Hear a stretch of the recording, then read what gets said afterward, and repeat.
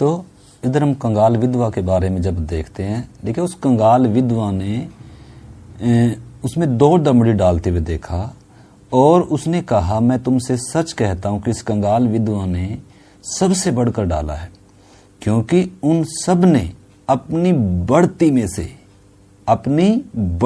से या बहुत में से, लिखा दान में कुछ डाला, बढ़ती में से बहुत में से कुछ डाला, परंतु इसने अपनी घटती में से बहुत नहीं बल्कि सारी जीविका ही, लिखा है, इसने क्या कर दी, डाल दी। तो देखो इस कंगाल विधवा, पहली बात तो कंगाल है, इसके पास और कोई धन दौलत या कोई संपत्ति नहीं है, कंगाल है बेचारी। दूसरी बात है कि विधवा है। विधवा का मतलब है इसके पास कोई कमाने वाला भी नहीं है, इसके पास और कुछ नहीं है, इसने सारी जीविका ही क्या कर दी। कुछ पाने के लिए नहीं डाल रही है, ना कुछ दबाव में डाल रही है, ना कुछ लालच से डाल रही है, परंतु इसके अंदर परमेश्वर का प्यार ने इसको क्या किया, विवश किया वो करने के लिए। परमेश्वर के प्रेम ने इसको विवश किया वो करने के लिए। इस करके जो व्यक्ति परमेश्वर से प्रेम करता है वो फिर कुछ पाने के लिए, कुछ मजबूरी से या कोई कूड़ के, ऐसा कुछ नहीं है, परंतु वो मन से देता है, दिल से देता है, हर्ष से देता है। और परमेश्वर ऐसे लोगों से क्या रखता है, प्रेम रखता है। क्या ऐसे लोगों को परमेश्वर कमी घटी होने देगा? फिर भले ही इसने सारी जीविका डाल दी, परंतु क्या ये ऐसे ही रही होगी? क्या परमेश्वर अन्यायी है? क्या परमेश्वर किसी का कर्जदार है? ऐसा नहीं है। परमेश्वर के वचन में या पुराने नियम में पढ़ो, परमेश्वर के नियम में हमने पढ़ा था, वो नीति वचन 3 अध्याय का, उसमें हम पढ़ सकते हैं 14-15, दूसरे उसमें हमने पढ़ा था। तो इसलिए मेरे प्यारे भाई बहनों, हमने समझना है। अभी हमने इसमें 2 कुरिन्थी 9 का उसमें हम पढ़ रहे थे कि कोई सिद्धांत नहीं है नए नियम में, कोई मजबूरी नहीं है नए नियम में, कोई ये नियम नहीं है दशमांश का, परंतु परमेश्वर का वचन कहता है कि एक बार मैं और उस वचन को पढ़ना चाहता हूँ, 2 कुरिन्थी और 9 अध्याय का 7-8 वचन है वो। 2 कुरिन्थी 9 अध्याय और उसका 7-8 वचन लिखा है, हर एक जन जैसा मन में ठाने वैसा ही दान करे। जैसे मन में ठाने वैसा ही दान करे, यानी कि इसके ऊपर कोई दबाव नहीं है। लिखा है, न कूड़ के और न दबाव से, क्योंकि परमेश्वर हर्ष से देने वाले से क्या रखता है, प्रेम रखता है। परमेश्वर किसे प्रेम रखता है? जो परमेश्वर से प्रेम रखते हैं।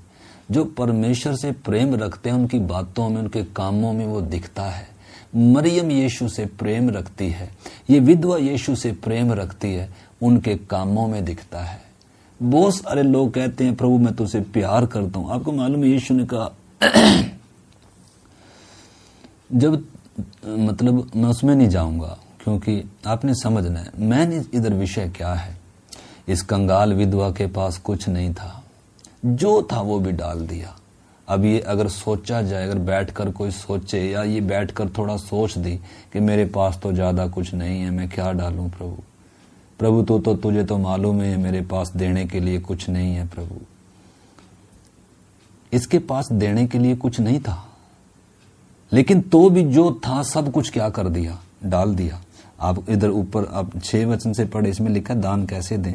लिखा परंतु बात यह है कि जो थोड़ा बोता है वह थोड़ा काटेगा भी, और जो बहुत बोता है वह बहुत काटेगा भी। हर एक जन जैसा मन में ठाने वैसा ही दान करे, न कूड़ के न दबाव से, और क्योंकि परमेश्वर हर्ष से देने वाले से प्रेम रखता है। परमेश्वर सब प्रकार का अनुग्रह तुम्हें बहुत आयत से दे सकता है, जिससे हर बात में हर समय सब कुछ जो तुम्हें जरूरत है, जो तुम्हें आवश्यक है, वो तुम्हारे पास हो। और लिखा है, हर एक भले काम के लिए तुम्हारे पास बहुत कुछ हो। मतलब परमेश्वर की ये इच्छा है कि हर एक भले काम के लिए हमारे पास बहुत कुछ हो। परमेश्वर देने वालों के मन में डालता है ये बातें। हर एक के अंदर परमेश्वर मन में डालता भी नहीं है जिनका मन नहीं है। आपको मालूम है इधर बहुत सारे धनवान थे, उन धन आप इसके बाद आप आगे पढ़ सकते हैं, बहुत सारे प्रभु ने वचन कहे हैं। तो मेरे प्यारे भाई बहनों, मेरा मकसद कुछ और नहीं है, परंतु हमने समझना है नए नियम में कोई दशमांश का कोई क्या नहीं है। कोई आप इसमें आगे भी इसमें पढ़ सकते हैं, ये मसीहों के लिए सहायता, ये नहीं है कि दशमांश का कोई बात है, परंतु अब हर एक विश्वासी, पहले वो अपने में से देते थे, परंतु नए नियम में कुछ भी हमारा नहीं है, सारा यीशु का है, सारा परमेश्वर का है, उसने हमें दाम देकर खरीदा, ये दें भी हमारी नहीं है। इसलिए अब परमेश्वर की महिमा के लिए मेरा सब कुछ होना है, मेरा जीवन, मेरा तन, मेरा मन, मेरा धन परमेश्वर की महिमा के लिए होना है, मैं अपने लिए नहीं। हाँ, निश्चय एक विश्वासी अपने लिए सबसे पहले किसके लिए निकालता है? प्रभु के लिए निकालता है। ये सिद्धांत हमने समझना है। परमेश्वर को नहीं चाहिए ये, परंतु हमने समझने कि विश्वासी के जीवन में अनुशासन होना, इन सब बातों में भी सबसे पहले हमने परमेश्वर को, उधर नीति वचन में हमने पढ़ा था, तो अपनी लिखा है उसमें हमने पढ़ा था, पढ़ सकते हैं 3 का 11-12 वचन पढ़ सकते हैं बाद में। तो इस करके हमने समझना है, मतलब एक विश्वासी जरूरी नहीं है कि प्रार्थना भवन में ही लेकर आए, परंतु अगर एक दूसरा विश्वासी कमजोर है, कंगाल है, उसके पास है नहीं है, हमें एक दूसरे की सहायता करने का मन होता है। परमेश्वर ने जो मुझे दिया है वो सारा मेरे लिए नहीं है, परमेश्वर दूसरों के लिए भी देता है। इसलिए हमें क्या करना चाहिए? एक वचन और मैं पढ़ना चाहता हूँ, नीति वचन, और उसका हम 11 अध्याय का 24 वचन भी मैं पढ़ना चाहता हूँ। नीति वचन 11 का 24, नीति वचन 11 का 24-25 इधर लिखा है, ऐसे ही जो छितरा देते हैं तो भी उनकी बढ़ती ही होती है। जो छितरा देते हैं, लिखा तो भी उनकी बढ़ती है, मतलब उनको कमी नहीं होती है। देखने में लगता है इसने छितरा दिया, इसने गवा दिया, जैसे उसने मरियम ने 300 दिनार की इत्र प्रभु के ऊपर क्या कर दी, उंडेल दी। बाकी लोग कह रहे हैं, चेले कह रहे हैं कि इसने तो सारा बर्बाद कर दिया। लेकिन इधर लिखा है, ऐसे हैं जो छितरा देते हैं तो भी उनकी बढ़ती ही होती है, और ऐसे भी हैं जो यथार्थ से कम देते हैं, मतलब जो उनके पास है उसके अनुसार नहीं देते, और इससे उनकी घटती ही होती है। उदार प्राणी या दानी सज्जन, या जो उधार दूसरों को, मतलब उधार नहीं, उदार का मतलब है दानी सज्जन, कृपालु, दयावंत, दया करने वाला। लिखा है, उदार प्राणी हष्ट पुष्ट हो जाता है, और जो दूसरों की खेती सींचता है उसकी भी सींची जाएगी। परमेश्वर का यह सिद्धांत है। लिखा है, जो दूसरों की खेती सींचता है उसकी भी खेती सींची जाएगी। तो इस करके परमेश्वर का पवित्र वचन कहता है, दयावंत बनो जैसा तुम्हारा स्वर्गीय पिता दयावंत है। हम अब कलीसिया एक परिवार के समान है, तो हम सब ने जो जरूरतमंद हैं या जिनके पास है नहीं है, अगर एक के पास है तो उसे चाहिए कि दूसरे की भी क्या करे, मदद। पहली सदी की कलीसिया देखो ना, पहली सदी की कलीसिया जब स्थापित हुई तो लिखा है सब कुछ सांझे का था, और लिखा है अपनी अपनी संपत्ति बेचकर प्रेरितों के पांव में लाकर रखते थे। और प्रेरित क्या करते थे? अपना कुछ बिजनेस व्यापार नहीं कर रहे, अपने लिए कोई महल नहीं बना रहे, परंतु परमेश्वर की कलीसिया में जिनको भी जरूरत थी उसको क्या कर रहे थे। तो इस करके लिखा है, सब वही, आपको मालूम है, वही उसमें 2 कुरिन्थी 8 अध्याय में और 9 अध्याय में वही विषय है। आप थोड़ा सा उसको मैं थोड़ा सा आपको बताना चाहता हूँ।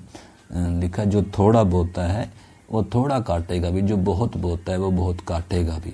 और इसमें लिखा है आगे 9 में, जैसा लिखा है उसने बिखेरा उसने कंगालों को दान दिया, उसका धर्म सदा बना रहेगा। अतः जो बोने वाले को बीज और भोजन के लिए रोटी देता है, वह तुम्हें बीज देगा और उसे फलवंत करेगा और तुम्हारे धर्म के फलों को बढ़ाएगा। तुम हर बात में सब प्रकार की उदारता के लिए जो हमारे द्वारा परमेश्वर का धन्यवाद कराती है, धनवान किए जाओ। ठीक है ना। तो मतलब दूसरों की सहायता करना, मुझे प्रभु ने जरूर से ज्यादा दिया है, इस करके मतलब वो परमेश्वर का प्रेम विवश करना है। क्योंकि अब नियम तो है नहीं है, इसलिए अब हम ये भी बताते हैं प्रभु को हमारा ये नहीं चाहिए, तो इसलिए बहुत सारे अब क्या भी नहीं करते हैं। अब उनको कोई मतलब भी नहीं है इन चीजों से। अब वो थोड़ा सा भी क्या नहीं करते हैं, वो अब मतलब उनके अंदर से वो चीज ही हट गई। हाँ, अगर आपके पास सचमुच में नहीं है तो प्रभु को इसकी जरूरत नहीं है, उसकी चिंता ना करें। परंतु अगर आपके पास है, हम इन चीजों के द्वारा भी हम क्या करें, न केवल दूसरों की भी क्या करें, बल्कि हम क्या भी करें, प्रभु के लिए भी क्या करें। क्योंकि प्रभु हर्ष से देने वाले से खुश होता है, प्रसन्न होता है, और प्रभु की उसमें आशीष भी होती है।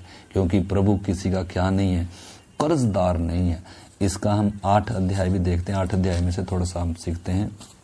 इसमें 8 का 1 से मैं पढ़ता हूं। इधर लिखा है उदारता पूर्वक दान देना, मतलब कंजूसी से नहीं, या मजबूरी से नहीं, या कोई दबाव से नहीं। लिखा है उदारता पूर्वक दान। ये कलीसिया को लिखी गई है। मैं वचन से बात कर रहा हूं, मैं वचन के बाहर नहीं बात कर रहा हूं। इसलिए हमने समझा नए नियम में 10 मास का कोई सिद्धांत तो नहीं है, परंतु इधर बात देखो। अभी आप लिखा है, अब हे भाइयों, हम तुम्हें परमेश्वर के उस अनुग्रह का समाचार देते हैं जो मकिदुनिया की कलीसिया पर हुआ, कि क्लेश की बड़ी परीक्षा में उनके बड़े आनंद और भारी कंगालपन में उनकी उदारता बहुत बढ़ गई। यानी कि मकिदुनिया की कलीसिया के बारे में इधर पौलुस बता रहा है। लिखा है कि क्लेश की बड़ी परीक्षा में उनके बड़े आनंद और भारी कंगालपन में उनकी उदारता बहुत बढ़ गई। जैसे विधवा, कंगाल विधवा थी, उसने उदारता से सब कुछ क्या कर दिया, प्रभु के लिए अर्पण कर दिया। आप इसको प्रार्थना के साथ समझा, अन्यथा मतलब ऐसा नहीं है मतलब कि आपके पास ना हो और दूसरे के पास हो। परंतु हमने अगर इस 8 और 9 अध्याय को प्रार्थना पूर्वक समझोगे तो परमेश्वर ने इनको जैसे मरुभूमि में मन्ना दिया था, जिसके पास ज्यादा है उसके पास क्या करने के लिए बोला, दूसरों को बांटने के लिए बोला, ताकि बराबरी हो जाए। ये नहीं है कि जो तुम्हारे पास है नहीं है उसमें से दो ना, उसमें से थोड़ा ना। मतलब जो आपके पास है अपनी आमदनी के अनुसार, आपके पास जो है उसके अनुसार देना। इधर तो हम देखते हैं इस कलीसिया में तो लिखा है भारी कंगालपन के बाद भी उनकी उदारता बहुत बढ़ गई। उनके विषय में मेरी यह गवाही है कि उन्होंने अपनी सामर्थ्य भर वर्ण सामर्थ्य से भी बाहर मन से दिया। कैसे दिया? उस विधवा कंगाल के समान। देखो, एक विश्वासियों के बारे में लिखा है, कलीसिया के बारे में लिखा है, भारी कंगालपन है। अभी लॉकडाउन था, बहुतों के काम छूट गए, चलो कोई बात नहीं, लेकिन बहुतों का तो काम भी नहीं छूटा और उल्टा संगति में आने का उनके पास भाड़ा किराया सब बहुत खर्चा भी बच गया। लेकिन तो भी उनके अंदर, बहुतों के अंदर कभी मन नहीं आता कि हम क्या करें, हम भी किसी के लिए भलाई करें, या हम भी प्रभु के लिए क्या करें। इधर ये मेरे वचन नहीं है, ये परमेश्वर के वचन है। ये परमेश्वर का दास पौलुस लिख रहा है। कलीसिया में बहुत कंगालपन होने के बावजूद भी लिखा है उनकी उदारता बहुत बढ़ गई, और उनके विषय में मेरी ये गवाही है कि उन्होंने अपनी सामर्थ्य से बाहर दिया। लिखा है सामर्थ्य भर वर्ण सामर्थ्य से भी बाहर मन से दिया, क्योंकि परमेश्वर मन देता है और परमेश्वर हर्ष से देने वाले से प्रसन्न होता है। तो इसलिए कलीसिया में नए नियम में कोई दशवांश का नियम तो नहीं है, परंतु आपने परमेश्वर के इधर इस नए नियम में सिद्धांत को समझना है। हरस से देने वाले से परमेश्वर प्रसन्न होता है। मन से, दिल से देने, और जो देने वाला है उसके पास नहीं है तो भी उसमें से कंगालपन में कम में से भी वो देने का क्या रखता है, मन रखता है। यह एक विश्वासी का, आज बहुत सारे विश्वासी हैं उनके पास और सब चीजों के लिए बहुत कुछ है, लेकिन जब ऐसा बोला जाता है भाई प्रभु को हमारा ये कुछ नहीं चाहिए, तो मतलब उनके हाथ में कुछ क्या नहीं है। कुछ लिखा है, लेने से देना क्या है, धन्य है। देना परमेश्वर के प्रेम को भी क्या करता है। देखो परमेश्वर ने हमसे प्यार किया तो कैसे किया, उसने दिया, ठीक है ना, अपना पुत्र दिया, अपना आत्मा दिया, यह परमेश्वर का प्यार। तो इस करके अब हम भी अगर परमेश्वर से प्रेम रखते हैं, हम भी अगर दूसरे भाइयों से प्रेम रखते हैं, तो हमारी भी उदारता उसमें हमारे कामों में दिखेगी, ठीक है ना। तो वो बात है, इधर लिखा है और इस दान में और पवित्र लोगों की सेवा में भागी होने के अनुग्रह के विषय में हमसे बार बार बहुत विनती करी। वो क्या कह रहा है पौलुस, कह रहा है उन विश्वासियों ने, उस कलीसिया ने कंगालपन में भी अपने मन से दिया, दिल से दिया, हर्ष से दिया, और इस दान में और पवित्र लोगों की सेवा में भागी होने के अनुग्रह के विषय में हमें बार बार विनती की। और जैसी हमने आशा की थी ना, वैसी ही नहीं, वरन उन्होंने प्रभु को और फिर परमेश्वर की इच्छा से हमको भी अपने आप को क्या कर दिया, दे दिया। तो ये है नए नियम का सिद्धांत, जो दे वो परमेश्वर के प्रेम में विवश होकर दे। जो आप प्रेम से नहीं करते हैं वो पाप है। इस करके आगे भी इसमें आप पढ़ सकते हो, मैं 12 तक आप इसको पढ़ सकते हो। मैं थोड़ा सा बताता हूँ आपको, उसमें 7 से पढ़ता हूँ। इसलिए जैसा तुम हर बात में अर्थात विश्वास, वचन, ज्ञान और सब प्रकार के यत्न में और उस प्रेम में जो हमसे रखते हो बढ़ते जाते हो, वैसे ही पौलुस कह रहा है कलीसिया को, विश्वासियों, वैसे ही इस दान के काम में भी क्या होते जाओ, बढ़ते जाओ। पौलुस बोल रहा है कलीसिया को, जैसे और कामों में बढ़ रहे हो, किसमें भी बढ़ना है, इस काम में बढ़ना है। इसमें भी परमेश्वर की आशीष है। ये भी आप जो हर्ष से, मन से, दिल से दे रहे हो। ऐसा नहीं है कि दूसरे को जरूरत है, ऐसा नहीं है कि प्रभु को जरूरत है। प्रभु तो स्वर्ग से मुहैया करने वाला है।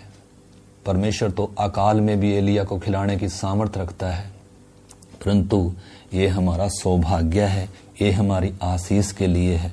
वही बात इधर पौलुस बता रहा है। उसमें फिलिपियों में एक वचन पढ़ेंगे, उससे पहले हम इधर देखते हैं। मैं आज्ञा की रीति पर तो नहीं, परंतु दूसरों के उत्साह से तुम्हारे प्रेम की सच्चाई को परखने के लिए कहता हूं।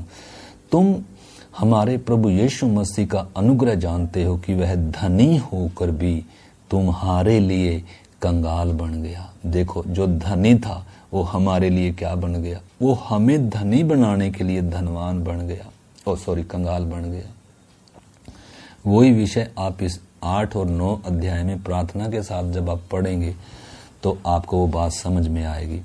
जैसे इजरायलियों को परमेश्वर ने मन्ना दिया था और उसने कहा था कि तुम क्या करो, जिनके पास कम है उनके साथ क्या करना, बांटना है, दूसरे की मदद। वो परमेश्वर वास्तव में सिखा रहा था ताकि ये क्या करें, कल के लिए चिंता ना करें, कल के लिए परमेश्वर पर भरोसा करें, और आज जो परमेश्वर ने दिया उसको क्या करें, दूसरों के साथ बांटें। ये मन होना है। परमेश्वर चाहता है ऐसा मन मेरे लोगों के अंदर हो। यीशु ने भी कहा, जैसा तुम्हारा स्वर्गीय पिता दयावंत है, तुम भी क्या बनो, दयावंत बनो। तो इस करके पौलुस उधर उस बात को बता रहा है। 9 में पढ़ता हूं, लिखा है, तुम हमारे प्रभु यीशु मसीह का अनुग्रह जानते हो कि वह धनी होकर भी तुम्हारे लिए कंगाल बन गया, ताकि उसके कंगाल हो जाने से तुम धनी हो जाओ। एक के पास बहुत धन था, दूसरे कंगाल थे, उसने अपने जमा कर कर नहीं रखा। प्रभु ने, हमारा जो बड़ा भाई है, इतना धनी होकर वो कंगाल क्यों बना, ताकि हम धनी हो जाएं। ये हमारी सोच होनी है। मेरे पास जो है, मेरे द्वारा दूसरे को क्या मिले, दूसरे की उन्नति हो, दूसरे की भलाई हो, ऐसा मन हमारे पास होना चाहिए। इसलिए हमने पढ़ा था, जो दूसरे की खेती सींचता है उसकी भी खेती सींची जाएगी।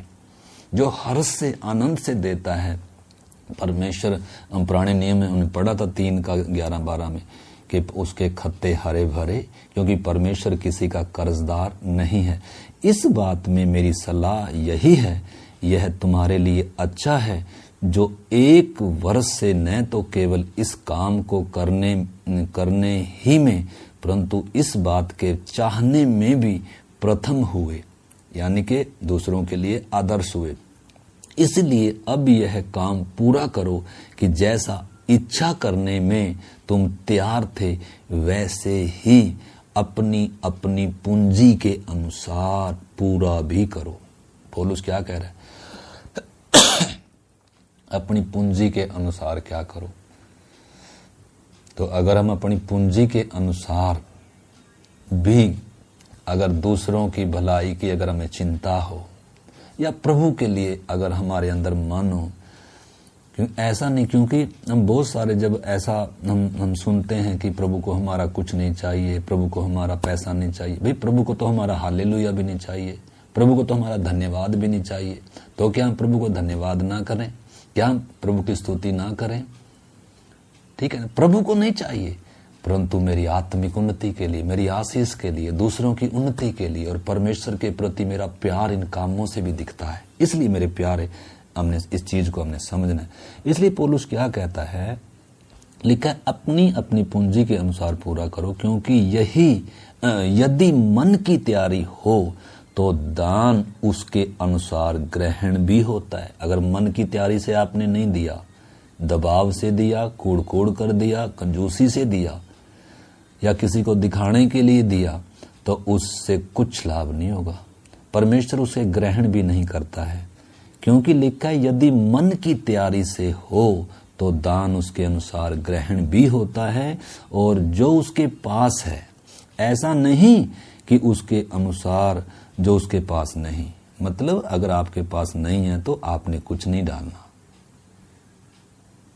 परंतु इस चीज को आपने समझना है। कंगाल विधवा ने क्या कर दिया, और इधर भी उस कलीसिया ने भारी कंगालपन के बाद भी क्या नहीं किया उन्होंने। मतलब उनके अंदर वो मन, उनके अंदर परमेश्वर के प्रति वो प्रेम था। कुछ पाने के लिए नहीं दे रहे हैं। आज बहुत सारे कुछ पाने के लिए डालते हैं। अगर ऐसा बोला जाए तुम 10 दो तुम्हें 100 मिलेंगे, तो सबसे पहले डालने वालों की संख्या बहुत बड़ी होगी, क्योंकि वो लालच में देंगे, कुछ पाने के लिए देंगे, परंतु इधर पाने के मन से नहीं, परंतु दूसरे के प्रति, दूसरे के मतलब वो प्यार उनको विवश करता है, प्रभु के लिए या दूसरों के लिए, प्रभु के लोगों के लिए, पवित्र संतों के लिए। पवित्र लोगों की भी जरूरतें हैं, दूसरे और कमजोर भाई बहन भी, और भी सड़क पे भूखे नंगे भी हैं। तो हर एक विश्वासी का ऐसा मन होना चाहिए, जो मेरे पास प्रभु ने दिया वो जरूर उससे ज्यादा दिया है, ये सारा मेरा नहीं है। पुराने नियम में तो 10 मांस निकालना था, परंतु अब प्रभु का सारा कुछ है। इसलिए ऐसा नहीं हो कि मैंने 10 मांस के चक्कर में अभी मेरा मतलब किसी के प्रति मेरा कोई क्या ना हो। तो इसलिए पौलुस उस विषय को इधर क्लियर कर रहा है कि जो अपनी पूंजी के अनुसार करो, क्योंकि यदि मन की तैयारी से दान हो तो उसके अनुसार ग्रहण भी होता है, और जो उसके पास है, न कि उसके अनुसार जो उसके पास नहीं है। यह नहीं कि दूसरों को चैन और आपको क्लेश मिले। ऐसा नहीं है कि मतलब दूसरे को तो आप धनी कर दो और आप क्या हो जो, मतलब या दूसरे के पास तो दे दो और आपके पास कुछ ना हो, ऐसा नहीं है। तो इस करके उस चीज को हमने समझना है, प्रार्थना पूर्वक इस बात को। परंतु लिखे, परंतु बराबरी के विचार से इस समय तुम्हारी बढ़ती उनकी घटी में क्या आए, काम आए। हमारी बढ़ती दूसरे की घटी में क्या आनी है, काम आनी है। हर एक व्यक्ति का ऐसा मन होना, मेरी बढ़ती दूसरे की घटती में काम आनी है। मेरे पास प्रभु ने बहुत दिया है, मैं कुछ क्या करूंगा, दूसरों के लिए भी निकाल लूंगा। कंगाल हैं, विधवाएं हैं, परमेश्वर मुझे औरों के लिए भी देता है। ऐसा नहीं कि परमेश्वर मुझे मेरे लिए देता है, परमेश्वर मुझे कंगालों के लिए, विधवाओं के लिए और भी बहुत सब चीजों के लिए देता है। परमेश्वर मुझे देता है ताकि मैं परमेश्वर को भी हर्ष से क्या करूं, थोड़े में से थोड़ा दे सकूं। मतलब ऐसा मन। तो लिखा है, परंतु बराबरी के विचार से इससे इस समय तुम्हारी बढ़ती दूसरे की घटी में काम आए, ताकि उनकी बढ़ती भी तुम्हारी घटी में काम आए, कि बराबरी हो जाए। जैसा लिखा है, जिसने बहुत बटोरा उसका कुछ अधिक न निकला, और जिसने थोड़ा बटोरा उसका कुछ भी अधिक न निकला। वो उदाहरण लिया जा रहा है इजरायलियों का, जब उन्होंने मन्ना बटोरा था, कैसे दूसरों के साथ उन्होंने बांटा था, और जब उनको मापा गया तो सबका क्या निकला, किसी को भी क्या नहीं हुई, घटी नहीं हुई। तो जो इस मन से बांटते हैं उनको कभी घटी नहीं होती है। परमेश्वर किसी का कर्जदार नहीं है, वो किसी को घटी होने नहीं देता, उन चीजों में आशीष है। तो इस करके एक वचन और मैं इसके साथ मिलाकर हम फिर प्रार्थना करते हैं। फिलिपियों की पत्री में बहुत सारे वचन हैं, परंतु हम थोड़ा सा मैं क्लियर करना चाहता हूँ। फिलिपियों की पत्री और उसका 4 अध्याय में हम देखते हैं, 10 वचन से आप पढ़ सकते हैं। ऊपर हेडलाइन लिखी है, दान के लिए धन्यवाद। पौलुस धन्यवाद दे रहा है, कह रहा मैं प्रभु में बहुत आनंदित हूं कि अब इतने दिनों के बाद तुम्हारी चिंता मेरे विषय में फिर जागृत हुई। निश्चय तुम्हें आरंभ से भी इसका विचार था, परंतु तुम्हें अवसर नहीं मिला। जैसे भी लॉकडाउन था, सब बंद थे, कहीं आने जाने का मौका नहीं मिला। यानी कि मन तो था परंतु अवसर नहीं मिला, मौका नहीं मिला। इसलिए पौलुस कह रहा है इतने दिनों बाद तुम्हें मेरी चिंता हुई, क्योंकि आरंभ से ही तुम्हारे अंदर वो बातें थी, परंतु तुम्हें अवसर नहीं मिला।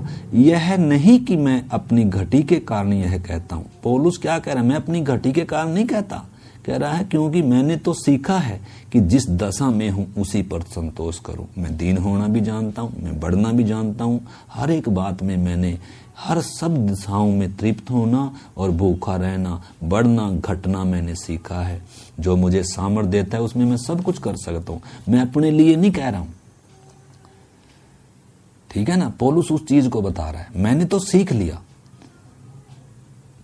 उस चीज को पौलुस बता रहा है। मैं अपने लिए इस बात को नहीं बोल रहा हूं। लिखा है, तो भी तुमने भला किया कि मेरे क्लेश में, मेरी घटी में तुम मेरे सहभागी हुए। अपनी बढ़ती में मुझे, मेरी मतलब उस चीज को वो बता रहा है, तुम मेरे सहभागी हुए। हे फिलिपियो, तुम आप भी जानते हो कि सुसमाचार प्रचार के आरंभ में जब मैं मकिदुनिया से विदा हुआ तो तुम्हें छोड़ और किसी मंडली ने लेने देने के विषय में मेरी सहायता नहीं करी। उधर पौलुस बता रहा है, फिलिपियों की कलीसिया को भी बता रहा है, कह रहा है जब मैं मकिदुनिया से आ गया तो मेरे जीवन में बहुत सारी बातें आई, कमी घटी आई, परंतु तुम्हें छोड़ और किसी मंडली ने लेने देने के विषय में मेरी क्या नहीं करी, सहायता नहीं करी। इस प्रकार जब मैं थिस्सलुनीके में था तब भी तुमने मेरी घटी पूरी करने के लिए एक बार क्या वरन 2 बार भी कुछ भेजा था। यह नहीं कि मैं दान चाहता हूं, परंतु मैं ऐसा फल चाहता हूं जो तुम्हारे लाभ के लिए बढ़ता जाए। यानी कि इसमें क्या है, लाभ है। क्या कह रहा है, ऐसा नहीं है कि मैं दान चाहता हूं या प्रभु को हमारा दान चाहिए, परंतु मैं ऐसा फल चाहता हूं, वो आशीष चाहता हूं जो तुम्हारे लाभ के लिए बढ़ता जाए। लिखा है मेरे पास सब कुछ है। हमारे पास प्रभु की दया से सब कुछ है, ठीक है ना। पौलुस जैसे कह रहा है मेरे पास सब कुछ है, वरन बहुतायत से भी है। जो वस्तु में तुमने इफिसुस के हाथ से भेजी थी उन्हें पाकर मैं तृप्त हुआ। यानी कि पौलुस के पास जो कुछ है वो कहां से है, वो इन विश्वासियों का दिया हुआ है। कह रहा है मेरे पास बहुतायत से सब कुछ है। जो वस्तुएं तुमने मुझे अप्रफ्रुदीतुस से भेजी के हाथ से भेजी थी उन्हें पाकर मैं तृप्त हो गया हूं। वह तो सुखदायी सुगंध ग्रहण योग्य बलिदान है जो परमेश्वर को भाता है। देखो परमेश्वर के सामने सुखदायी सुगंध क्या है, ये परमेश्वर के सामने सुखदायी सुगंध है। जो हर्ष से देते हैं वो परमेश्वर को बलिदान कर रहे हैं। वो सुखदायी सुगंध ग्रहण योग्य बलिदान है परमेश्वर के सामने। और ऐसे बलिदान परमेश्वर को क्या होते हैं, ग्रहण योग्य होते हैं, वो परमेश्वर को भाते हैं। इस करके उस चीज के विषय में इधर बताया जा रहा है। जैसे कुरिन्थियों में भी उन्हें पढ़ा तो 19 वचन में लिखा है, मेरा परमेश्वर भी अपने उस धन के अनुसार जो महिमा सहित मसीह यीशु में तुम्हारी हर घटी को पूरी करेगा। आमीन। मतलब परमेश्वर हर घटी को क्या करेगा? पूरा करेगा। तो वो बात बता रहा। तो इधर हमने देखा अब्राहम ने क्या दिया? 10वां दिया। याकूब ने कैसे दिया था? लालच में कि परमेश्वर मुझे देगा तभी मैं दूंगा। तो हमें याकूब के समान नहीं, अब्राहम ने मन से दिया, दिल से दिया। किसी ने, उसके पास व्यवस्था नहीं थी, कोई उसको नियम नहीं था, किसी ने उसको से मांगा नहीं है, किसी ने उसको बोलना नहीं था, मन से, दिल से, हर्ष से उसने वो काम किया था। कंगाल विधवा ने किया, मरियम ने किया। इधर हम कलीसिया के बारे में पढ़ा है कि पौलुस उस चीज को बता रहा है कि नए नियम का सिद्धांत क्या है कि मन से, दिल से, हर्ष से देने वालों से परमेश्वर प्रसन्न होता है। इसीलिए नए नियम में 10वां का कोई नियम नहीं है, परंतु आपने समझना है सारा का सारा किसका है? परमेश्वर का है। अगर परमेश्वर मुझे कहे, आपने समझना, अगर एक व्यक्ति को परमेश्वर बोले महीने की तनख्वाह आई सारा का सारा किसी गरीब विश्वासी को, किसी कंगाल विधवा को या किसी को दे दो, या कहीं सेवा में कहीं क्या कर दो, कहीं दान, वो उसमें प्रभु के लिए दे दो, तो क्या हमारा मन होगा? अगर हमारा देने का मन ही नहीं है, अगर हमने ये समझ लिया कि परमेश्वर इन चीजों को चाहता ही नहीं है, इन चीजों की परमेश्वर को जरूरत नहीं है, तो परमेश्वर कभी मन में डालेगा भी नहीं। इसलिए मेरे प्यारे भाई बहनों, आइए हम प्रार्थना करें। प्रार्थना के साथ इस चीज को आप समझें तो ये समझ में आएगी। ठीक है ना? हन्या सफीरा भी परमेश्वर, उसके जब पहली सदी की कलीसिया, आप दान कैसे करते थे? प्रेरितों के पांवों पर रखते थे। आज बहुत सारे, मतलब अगर कोई घमंड से दे रहा है, अगर कुछ कुछ आशीष पाने, आपको मालूम है हन्या सफीरा भी कैसे लेकर आ रहे हैं? मतलब दिखाने के लिए तो बहुत कुछ दे रहे हैं, दिखाने के लिए तो सब कुछ बेच दिया और सब कुछ हम प्रभु के पास लेकर आ रहे हैं, लेकिन क्या कर रहे हैं? उसमें से भी क्या कर रहे हैं? रख ले। यानी कि उनके अंदर क्या नहीं है? एक दिखावटीपन है, या एक लालच है, या एक स्वार्थ है। तो ऐसे देने वालों, देखो गिरकर मर गए उधर ही। हमने समझना है। कैन भी आया भेंट लेकर, उसकी भी भेंट स्वीकार नहीं हुई। तो इस करके अगर परमेश्वर के प्रति वो प्रेम नहीं है, मन नहीं है, हर्ष से नहीं दे रहे हैं, तो एक पैसा भी नहीं देना, कहीं नहीं, किसी को नहीं देना। परंतु अगर आपके अंदर परमेश्वर का प्रेम विवश करता है, लिखा है परमेश्वर का प्रेम हमें विवश करे। उस कंगाल विधवा को परमेश्वर के प्रेम ने विवश किया, मरियम को परमेश्वर के प्रेम ने विवश किया। तो इस करके हमारा विश्वास हमारे कामों में दिखे। हम, परमेश्वर का वचन क्या कहता है याकूब में? अब बहुत सारे वचन हैं। इन अंतिम दिनों में हमने क्या करना है? प्रभु के लिए तैयार होना है। इधर चेतावनी दी गई है, उसमें 5 अध्याय में आपने पढ़ना है। तो उसमें लिखा है, उसमें लिखा है, तुम्हारे 3 से पढ़ता हूं मैं, तुम्हारे सोने चांदी में काई लग गई और वह काई तुम पर गवाही देगी और आग के समान तुम्हारा मांस खा जाएगी। तुमने अंतिम समय में धन बटोरा। मतलब अंतिम समय में क्या बटोरा? धन बटोरा। तो ये अंतिम समय है, ये धन बटोरने का समय नहीं है, ये धनी बनने का समय नहीं है, ये बिजनेस व्यापार के समय नहीं है, ये प्रभु के लिए जीने का समय है, प्रभु के पीछे हो लेने का समय है। और दानी मतलब प्रभु के समान होने का अब मौका है। आपको मालूम है एक गेहेजी था, एलीशा के पास एक नामान नामक कोढ़ी आया धन दौलत लेकर। एलीशा ने तो लेने से इनकार कर दिया उस धन दौलत को, परंतु आपको मालूम है गेहेजी था। ये गेहेजी जैसे विश्वासी, लूत जैसे विश्वासी और आज बहुत सारे भरमार हैं आज कलीसियाओं में। मतलब उनको अपने लक्ष्य अभी तक मालूम नहीं चले हैं, परमेश्वर का प्यार उनको अभी तक मालूम नहीं चला। तो उस गेहेजी ने क्या किया, पीछे मुड़कर जाकर क्या किया, उस नामान कोढ़ी से उसने पैसे ले लिए, धन ले लिया। तो उसको क्या कहा गया, एलिशा ने क्या कहा, हे एलिशा, क्या ये सोना चांदी लेने का समय है? क्या ये दास दासियां और दाख की बारियां लेने का समय है? क्योंकि उसके अंदर उन चीजों का मन था, उन चीजों की इच्छा से भरा हुआ था गेहेजी। इसलिए हम देखते हैं गेहेजी को कोढ़ लग गया, कोढ़ी होकर गया और उसका पूरा परिवार कोढ़ी बन गया।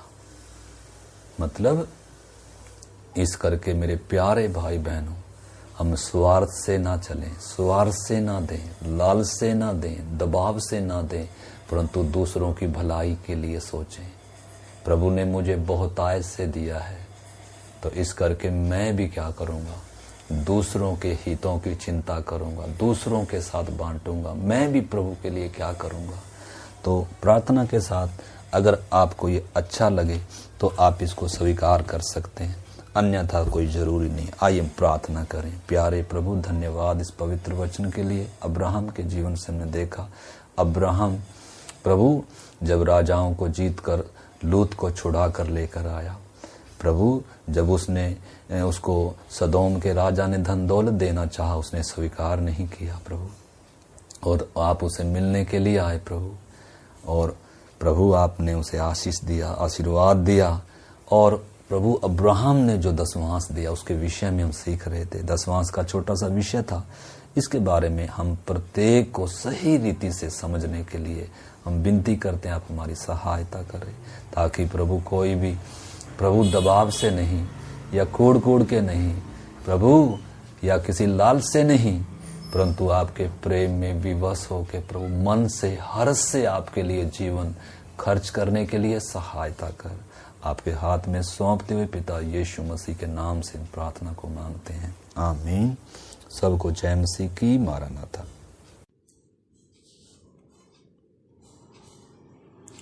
तेरा